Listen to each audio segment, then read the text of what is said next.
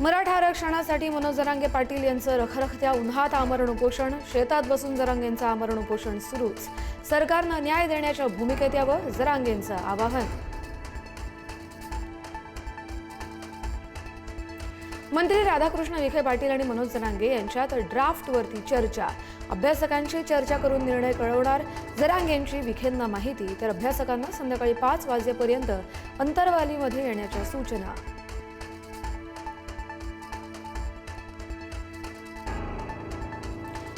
खासदार सुनील तटकरे यांनी उपमुख्यमंत्री एकनाथ शिंदे यांची भेट घेतल्याची माहिती. रायगडच्या जागेबाबत बोलणी झाल्याची शक्यता, तर गोगावलेंनी मदत करावी यासाठी तटकरेंनी शिंदेंकडे विनंती केल्याची माहिती.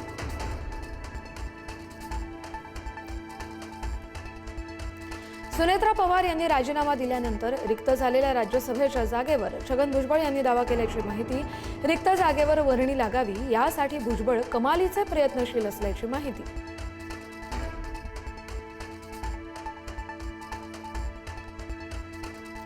शरद पवार यांच्या राष्ट्रवादीचे प्राजक्त तनपुरे यांचा आज भाजपमध्ये प्रवेश. दुपारी 3 वाजता रवींद्र चव्हाण यांच्या उपस्थितीत पक्षप्रवेश. तनपुरेंना अहिल्यानगर विधान परिषदेची उमेदवारी मिळणार, तर पक्षप्रवेशापूर्वी तनपुरेंनी घेतली सुप्रिया सुळेंची भेट.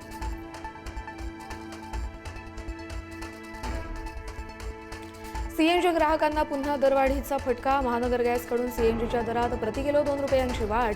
घरगुती पीएनजी देखील 50 पैशांनी महागलं.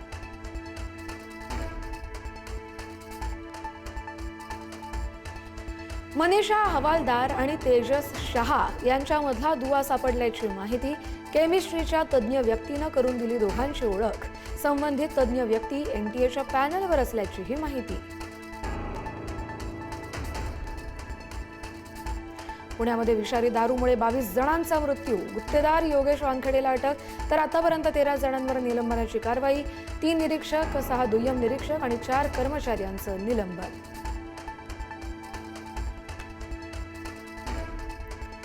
दारूबंदी असलेल्या गुजरातमध्ये ऑक्सिजन टँकरमधून दारूची तस्करी. पोलीस तपासात महाराष्ट्र कनेक्शन उघड.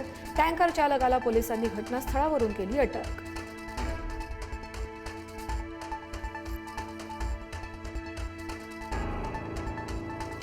ट्रॅव्हल्स आणि दुचाकीचा भीषण अपघात. दुचाकीवरील 4 जणांचा जागीच मृत्यू. परभणी जिल्ह्यातल्या मानवत शहराजवळची घटना.